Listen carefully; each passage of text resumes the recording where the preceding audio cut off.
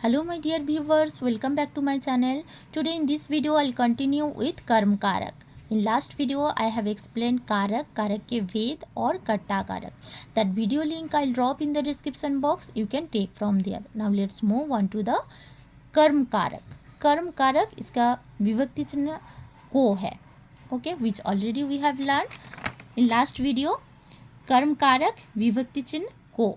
Okay, तो जिस पर क्रिया का प्रभाव पड़े या फल पड़े, और जिस पर क्रिया का प्रभाव पड़े वो किसी व्यक्ति पर और किसी चीज़ के ऊपर क्रिया का प्रभाव पड़ता है उसे कर्म कारक कहलाते हैं. और on which the action has an effect whether it is a person और अ थिंग इज कॉल्ड कर्म कारक. ओके, जैसे राजा ने रानी को फूल दिया, the king gave flower to the queen.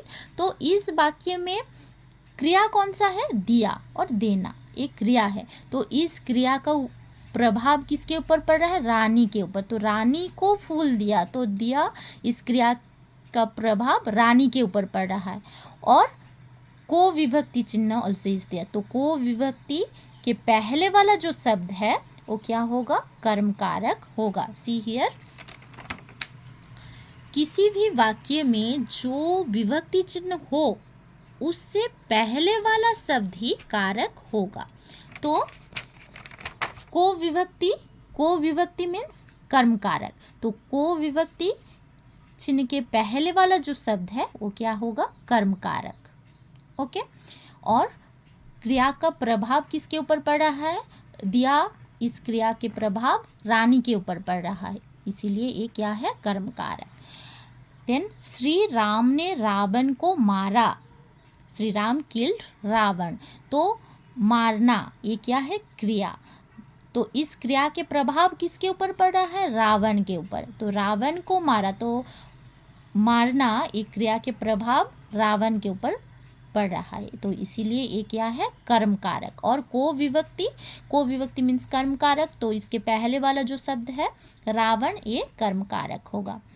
फिर वह सोमवार को आएगा, he will come on Monday. तो सोमवार को आएगा, तो आना एक आएगा, एक क्या है? क्रिया. तो इस क्रिया के प्रभाव किसके ऊपर पड़ रहा है? सोमवार के ऊपर. तो इस सोमवार क्या है? कर्म कारक. और को विभक्ति चिन्ह है मीन्स कर्म कारक. तो इसके पहले वाला जो शब्द है कर्म कारक. ओके, माँ ने सब्जी वाले को पैसे दिए. Mother gave money to the vegetable vendor. तो इस वाक्य में देना, दिए, ये क्या है? क्रिया. तो इस क्रिया के प्रभाव किसके ऊपर पड़ रहा है? सब्जी वाले के ऊपर. तो ये कर्म कारक. और को विभक्ति चिन्ह के पहले वाला जो शब्द है वो सब्जी वाले, ये क्या है? कर्म कारक है.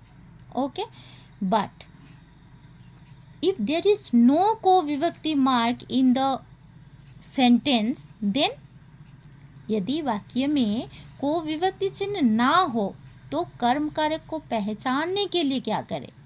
तो कर्म कारक को पहचानने के लिए क्रिया के आगे क्या शब्द लगा देना. जो भी उत्तर मिले वो कर्म कारक होगा.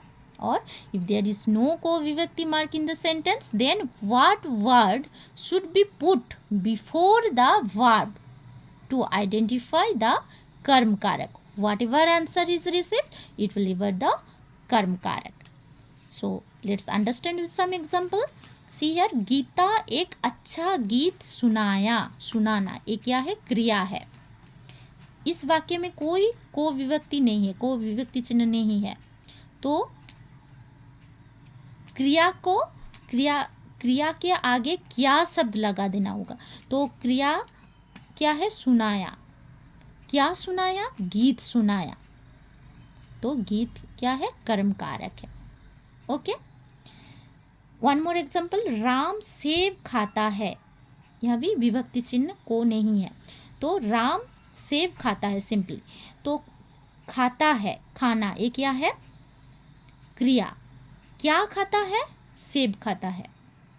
ओके, तो सेब कर्म कारक. ओके, देन वन ट्रिक, कर्म कारक में को विभक्ति चिन्ह आता है और संप्रदान कारक में भी को। तो सी हियर, कर्म कारक विभक्ति चिन्ह को, संप्रदान कारक के लिए और को। तो बोध कारक, कर्म कारक और संप्रदान कारक दोनों कारक के विभक्ति चिन्ह को है। तो पता कैसे चलेगा कि कौन सा वेद होगा? How can you understand? So see here one example, मैंने बच्चों को मिठाइयाँ दी। Simply which already we have learn, को विभक्ति चिन्ह मीन्स इसके आगे वाला शब्द क्या होगा? कर्म कारक होगा, लेकिन ये संप्रदान कारक है क्योंकि सी हियर संप्रदान कारक की दूसरा और एक विभक्ति चिन्ह क्या है? के लिए, को और के लिए, है ना। तो if here I will use मैंने बच्चों के लिए मिठाइयाँ दी और मैंने बच्चों को मिठाइयाँ दी, इंस्टेड ऑफ को इफ आई यूज मैंने बच्चे के लिए मिठाइयाँ दी, तो then the sentence will not be wrong, both we can use, है ना। बट हियर सी, सीता को बुलाओ और सीता के लिए बुलाओ, सीता के लिए बुलाओ, this is fully wrong sentence. तो सीता को बुलाओ, this is right sentence. So this को इज कर्म कारक और दिस को इज संप्रदान कारक, because here we can use both. मैंने बच्चों के लिए मिठाइयाँ दी और मैंने बच्चों को मिठाइयाँ दी। तो दिस को इज संप्रदान कारक और दिस को इज कर्म कारक. Okay, hope all of you understood, children. Next video will come with Karan Karak. Till then, thank you. Bye.